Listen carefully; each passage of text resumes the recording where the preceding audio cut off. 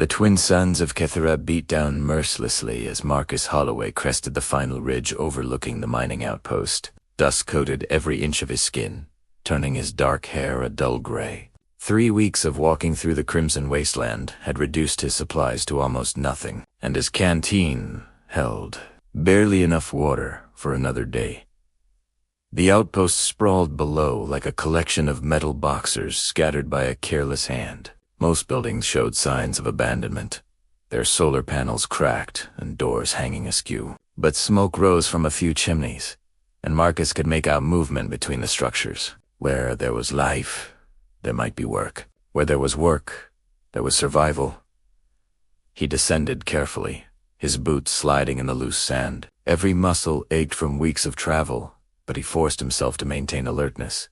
Frontier settlements could be dangerous, especially for outsiders. His hand instinctively moved to check the knife at his belt, the only weapon he'd kept after leaving his old life behind.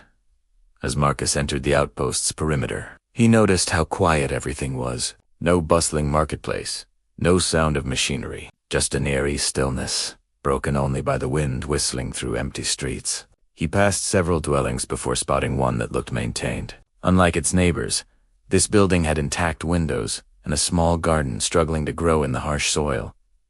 Before he could decide whether to approach, the door opened.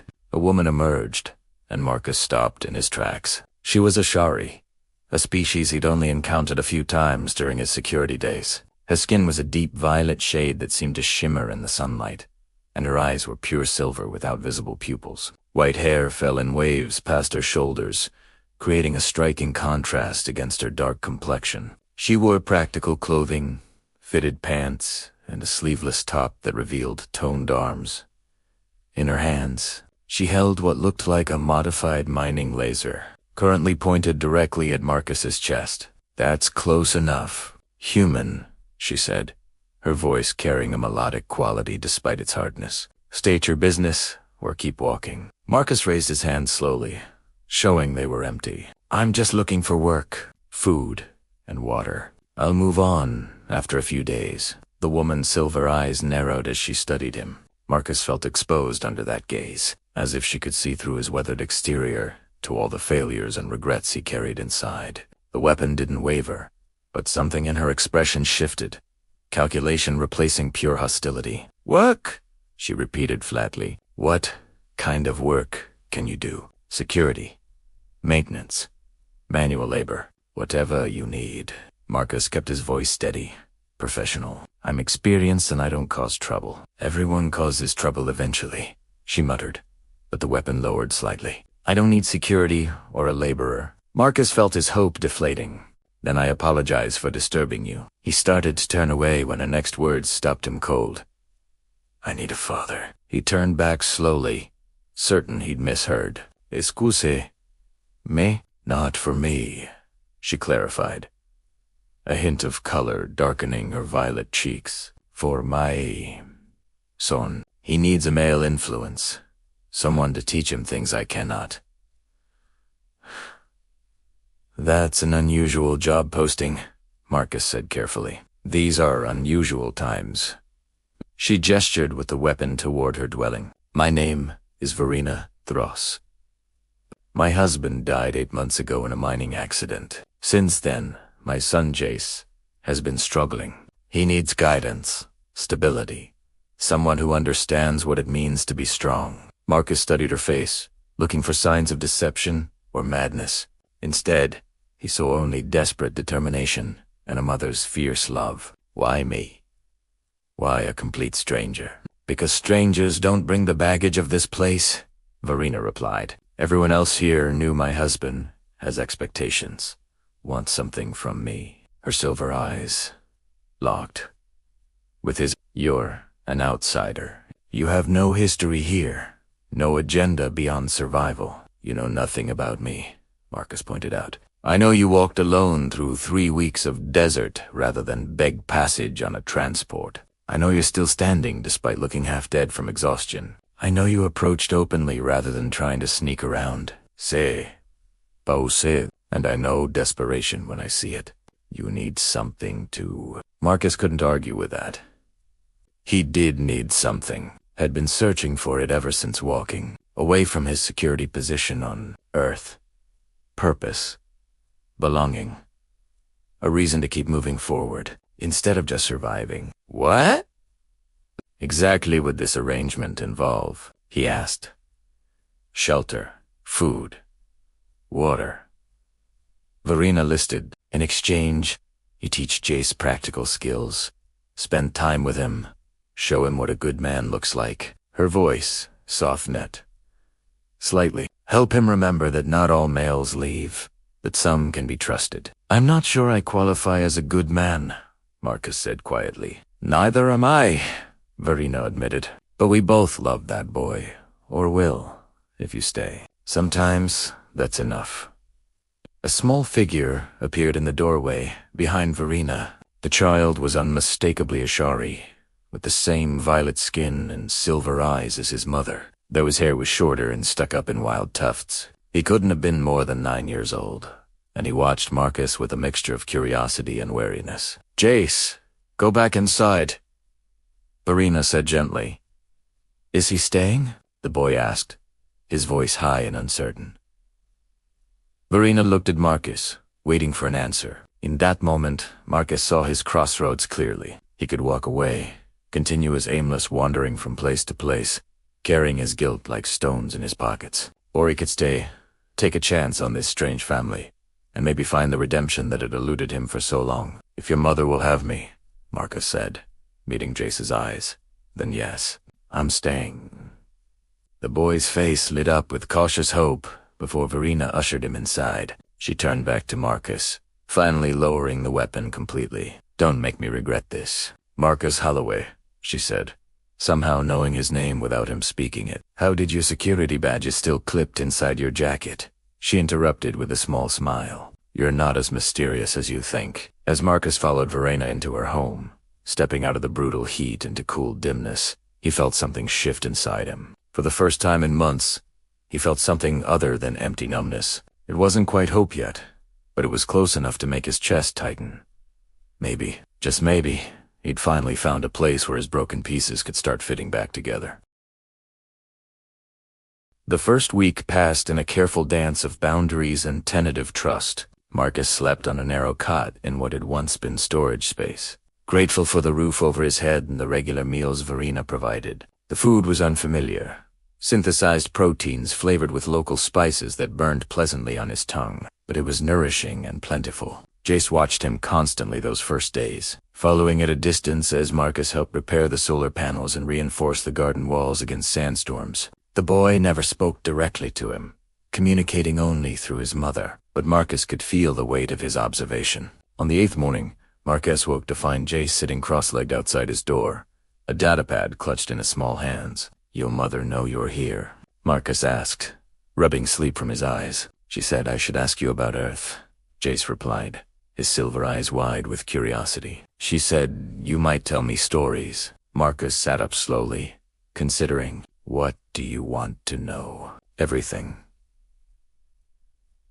Jace breathed. Is it true humans can survive almost anywhere? That you don't need special environments, like most species? It's true we're adaptable, Marcus confirmed, though surviving and thriving are different things. That conversation opened a floodgate. Jace began joining Marcus for morning tasks, asking endless questions about Earth's oceans, its diverse climates, the animals that had once roamed free before the great extinctions. Marcus found himself talking more than he had in months, drawn out by the boy's genuine fascination. Can you teach me to fight like humans do? Jace asked one afternoon while they were hauling water from the communal well. Marcus Pousset, the question stirring uncomfortable memories. Why would you want to learn that? Because the other kids say I'm weak, Jace said, his violet skin darkening with shame. Because I don't have a father anymore to teach me. Marcus set down his water containers and crouched to eye level with the boy. Strength isn't just about fighting. It's about endurance, about getting back up when life knocks you down. But you know how to fight, don't you? Jace persisted. Mom said you were in security. That means you protected people. I tried to, Marcus said quietly. Didn't always succeed. Something in his tone made Jace reach out and touch his arm, a gesture of comfort that surprised them both. "Will you teach me anyway?" "Please." Marcus looked into those hopeful silver eyes and found himself nodding. "Basic self-defense only, and your mother has to approve." Verena did approve, though she insisted on watching the first few lessons. Marcus started with stance and balance, teaching Jace how to center his weight and move efficiently. The Ashari boy was lighter than human children, his bones hollow like a bird's, which meant Marcus had to adjust his teaching methods. "Never try to match someone stronger," Marcus explained, demonstrating a redirection technique. "Use their momentum against them." As Jace practiced the movements, Marcus became aware of Verena's gaze on him. When he glanced over, she quickly looked away, but not before he caught something warm in her expression, something that made his pulse quicken. That evening, after Jace had gone to bed exhausted from training, Verena invited Marcus to join her on the small porch. She handed him a cup of fermented fruit juice, the local equivalent of wine. "You're good with him," she said, settling into the chair beside his. "Better than I expected." "He's a great kid," Marcus replied. "Smart, brave, kind. You've raised him well." "I've done my best," Verena said softly, "but there are gaps I can't fill. Things only a father can teach." They sat in comfortable silence, watching the twin suns set in a blaze of crimson and gold. The temperature dropped rapidly as darkness fell, and Marcus noticed Verena shiver, despite the Asri's natural resistance to temperature changes. Without thinking, he shrugged off his jacket and draped it over her shoulders. She looked at him in surprise, and their faces were suddenly very close. Marcus could see flecks of darker violet in her silver eyes, could smell the sweet spice scent of her skin. "Thank you," she whispered, not moving away. "Verena, Marcus started, but footsteps interrupted him. A tall Ashari male approached, his violet skin a lighter shade than Verena's, his expression cold and calculating. He wore expensive clothing, clearly not a miner or laborer. "Verena," the man said, his melodic voice tight with displeasure. "I heard rumors you'd taken in a human. I didn't believe them." "Dalton," Verena replied, her warmth evaporating. She stood, letting Marcus's jacket fall away. "What do you want?" "To speak with you," Dalton said, his silver eyes flicking dismissively over Marcus. "Privately. Privately. Anything you have to say can be said in front of Marcus," Verena stated firmly. Dalton's expression hardened. "Very well. I came to renew my offer. Marry me. Combine our households. I can provide for you and Jace properly, not like some wandering human vagrant." "I've refused you 3 times, Dalton," Verena said, her voice cold. "The answer hasn't changed. Because of him." Dalton gestured sharply at Marcus. "You'd choose a human over one of your own kind." Marcus stood slowly, positioning himself slightly in front of Verena. "The lady has made her feelings clear. I suggest you respect them." Dalton laughed, the sound bitter. "Respect from a disgraced security officer." "Yes, I know who you are, Marcus Holloway. I make it my business to know about threats to my interests." Marcus felt iced form in his veins. "What are you talking about?" "The incident on Europa Station," Dalton continued, clearly enjoying himself, "where your negligence led to a breach that killed 14 people, where you were discharged for dereliction of duty." The words hit Marcus like physical blows. He saw Verena's expression change, saw uncertainty creep into her silver eyes. "That's not what happened," Marcus said, his voice rough. "The official report was wrong. I tried to warn them about the security flaw, but they ignored me. When the breach occurred, I was the one who survived while others died." Dalton finished. "How convenient." "Get off my property," Verena said quietly, but her voice carried steel. "Now?" "Think carefully, Verena," Dalton warned. "This human is poison. He'll bring nothing but trouble to your door, to your son." He turned to leave, then paused. "When you come to your senses, my offer will still stand, but not forever." After Dalton left, heavy silence fell between Marcus and Verena. Marcus stared at his hands, unable to meet her eyes. "Is it true?" she asked finally. "About Europa Station?" "Yes," Marcus admitted, but not the way he told it. "I reported the security weakness 3 times. They called me paranoid, said I was seeing threats that didn't exist. When the raiders breached exactly where I'd warned them, I managed to seal 14 sectors. But I couldn't save everyone. 14 people died because no one would listen. And you were discharged. I refused to lie in the inquiry, Marcus said. Refused to say the breach was unpredictable when I'd documented every warning. They needed a scapegoat, and I gave them one by telling the truth. Verena was quiet for a long moment, processing. Then, to Marcus's surprise, she took his hand. Her skin was cooler than his, smooth and slightly textured. 14 people would be dead either way, she said softly, but because of you. How many lived? Hundreds, Marcus whispered. But that doesn't erase. No, she agreed. It doesn't erase the loss. Nothing can. Nothing can, but it shows who you really are. She squeezed his hand. Someone who tells the truth, even when it costs everything. Someone who tries to save people even when they won't save themselves. Marcus looked up, finding acceptance in her eyes. Instead of the judgment he'd expected, "You don't think I'm poison?" "I think you're wounded," Verena replied. "Just like me. Just like Jace." She smiled, slightly.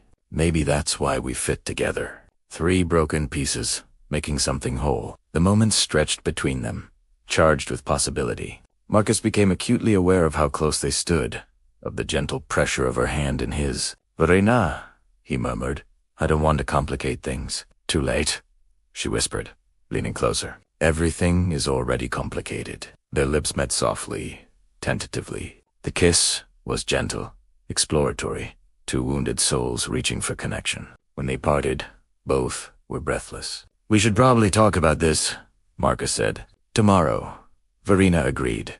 "Tonight, let's just ... exist." Offered. Yes, she smiled. Just exist together. As they stood under the alien stars, hands intertwined, Marcus felt something he hadn't experienced since Europa Station. Not quite redemption, but something close. The possibility of forgiveness, of moving forward, of building something new from broken foundations. Inside, Jace slept peacefully, dreaming of Earth's oceans and human courage. And outside, 2 damaged hearts began the slow, careful work of healing together.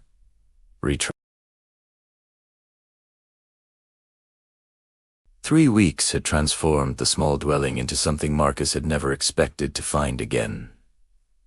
A home. Morning routines felt natural now, with Jace chattering over breakfast about his lessons, while Verena prepared for her shifts at the mining operation. Evening meals were shared stories and quiet laughter, the 3 of them fitting together, like puzzle pieces that had always belonged. Marcus had stopped sleeping in the storage room a week ago. Verena had invited him to share her space, and their nights were filled with whispered conversations and tender explorations of each other's differences and similarities. Her cool skin against his warmth, her 3-fingered hands learning the contours of his body, the way she hummed softly when content. These small intimacies felt more profound than anything Marcus had experienced before. "You're staring again," Verena murmured one morning, catching him watching as she braided her white hair. "Can't help it," Marcus replied, pulling her back against his chest. "Still can't believe. Is this real?" She turned in his arms, her silver eyes soft. "Veliev, Italiano. You're stuck with us now. Marcus, Holloway." "Good," he whispered, kissing her forehead. "I don't plan on going anywhere." But the universe, Marcus had learned, rarely honored such plans. The alarm came just after noon, a piercing wail that sent residents scrambling. Marcus was teaching Jay's advanced blocking techniques when the sound split the air. Verena burst through the door, her face pale beneath her violet skin. "Raiders?" she gasped. Long-range sensors picked up 3 ships approaching fast. "They'll be here within the hour." Marcus's training kicked in immediately. "How many people in the outpost?" 43, including children," Verena replied. "Most have no combat experience. Defenses, minimal. A few personal weapons. No coordinated system." Her voice was tight with fear. The mining company abandoned proper security months ago. Marcus's mind raced, calculating odds and options. Gather everyone in the community center. I need to assess what we're working with. The outpost's residents huddled together, fear evident in every face. Marcus recognized the look, had seen it before on Europa Station. But this time, he wouldn't fail. This time, he had people depending on him who actually listened. "How many of you can shoot?" he asked the assembled crowd. 12 hands rose, including Verina's. "How many have military or security experience?" Only 3 hands remained up. Not good odds. But Marcus had worked with worse. "All right, here's what we're gonna do," Marcus began. Projecting confidence he didn't entirely feel. "Raiders want easy targets. We make this place look harder than it's worth. They'll move on. And if they don't," someone called out, "then we fight smart, not hard," Marcus replied. "We use the terrain, create choke points, make them work for every meter." As he outlined his defensive strategy, Marcus noticed Dalton standing at the back, his expression skeptical and hostile. "Why should we trust a disgraced human?" Dalton called out. "For all we know, he brought these raiders here." "Because he's the only one here who knows what he's doing," Verina snapped. "Unless you have better suggestions, Dalton." The merchant fell silent, but his glare promised future trouble. Marcus divided the defenders into teams, positioning them at key locations. The outpost's layout actually worked in their favor, with narrow passages between buildings that would limit the raiders' numerical advantage. He sent the non-combatants, including Jace, to the reinforced storage bunker beneath the community center. "I want to help fight," Jace protested, his young face sad with determination. Marcus knelt before him, gripping his shoulders. "You are helping. The adults can't fight if they're worried about protecting children. Your job is to keep the younger ones calm and quiet. Can you do that?" Jace's silver eyes were bright, with unshed tears, but unheaded. "Will you come back?" "I promise," Marcus said, pulling the boy into a fierce hug. "I'm not going anywhere." After Jace disappeared into the bunker, Verina approached, checking her weapon with practiced efficiency. "That's a promise you might not be able to keep." "Then I'll die trying," Marcus replied simply. She grabbed his jacket, pulling him close for a hard kiss. Don't you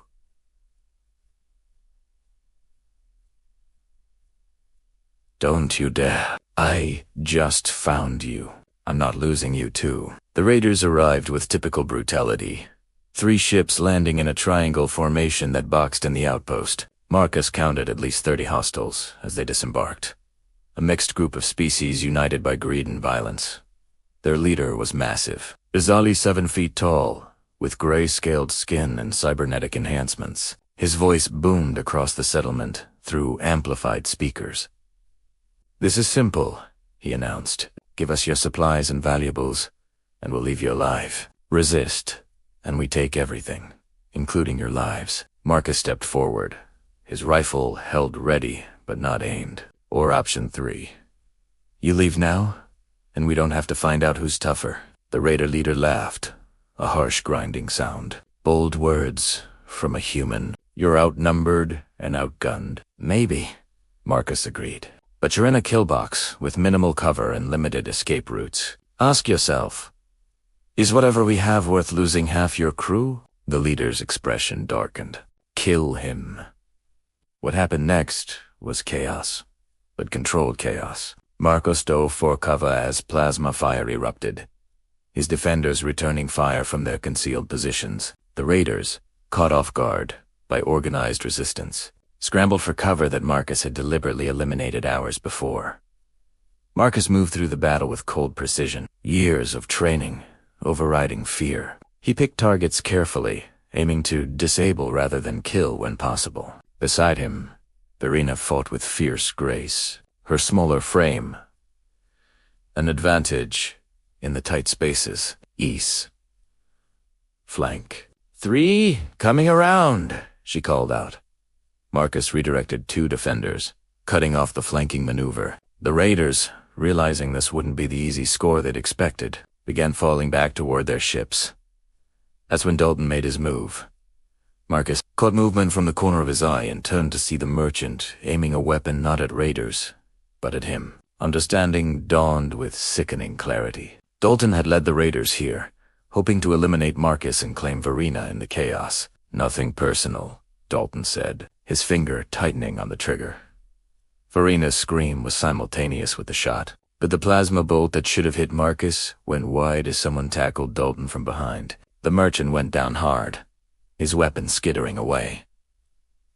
Jay stood over him, his small frame trembling but his silver eyes blazing with fury. "You don't hurt my family."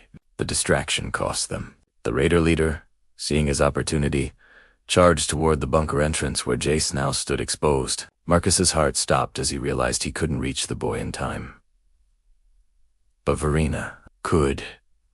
She threw herself between the massive raider and her son, taking a glancing blow that sent her sprawling. The raider raised his weapon to finish her, and something primal surged through Marcus. He moved without thinking, covering the distance in seconds and slamming into the raider. With every ounce of strength he possessed, they went down in a tangle of limbs. The raider was stronger, but Marcus fought with the desperation of a man protecting everything he loved. He used every dirty trick he'd learned in decades of combat, exploiting cybernetic weak points and biological vulnerabilities.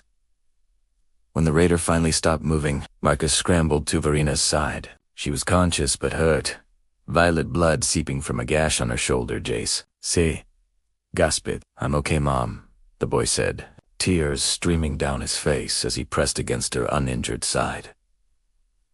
The remaining raiders, seeing their leader down and facing fiercer resistance than anticipated, retreated to their ships. Within minutes, the vessels lifted off, leaving destruction but not devastation in their wake. As the adrenaline faded, Marcus became aware of pain blooming across his ribs, his arm, his face, but all that mattered was the woman and child in front of him. "You promised you'd come back," Jay said, managing a watery smile. "I keep my promises," Marcus replied, ruffling the boy's white hair. Several settlers approached, helping secure Dalton, who was now bound and unconscious. Others began tending to the wounded. The outpost had survived, battered but intact. That evening, after Verena's shoulder had been treated and Dalton had been locked away, pending judgment, the three of them sat together in their dwelling. Jace had finally fallen asleep between them, exhausted by fear and relief. "He called us his family," Verena whispered, looking at her sleeping son. "When he tackled Dalton, we are his family," Marcus said. "If you'll have me permanently." Verena's silver eyes found his, shimmering with emotion. "I loved my first husband. I'll never stop honoring his memory. But what I feel for you, Marcus, is something new, something built on choice rather than tradition." "I'm not asking you to forget him," Marcus replied. "I'm just asking for a place beside you. For both of you." "You already have it," she said simply. "You've had it since that first day, even if we were both too scared to admit it." They kissed over Jace's sleeping form, gentle and full of promise. When they parted, Marcus felt tears on his cheeks, though whether they were his or hers, he couldn't tell. "I want to make this official," Verena continued. "In my culture, there's a bonding ceremony. It acknowledges chosen family, not just blood." "I'd be honored," Marcus said, his voice thick. "All three of us," she clarified, stroking Jace's hair. "A complete family unit." As if sensing the moment, Jace stirred, opening one sleepy S.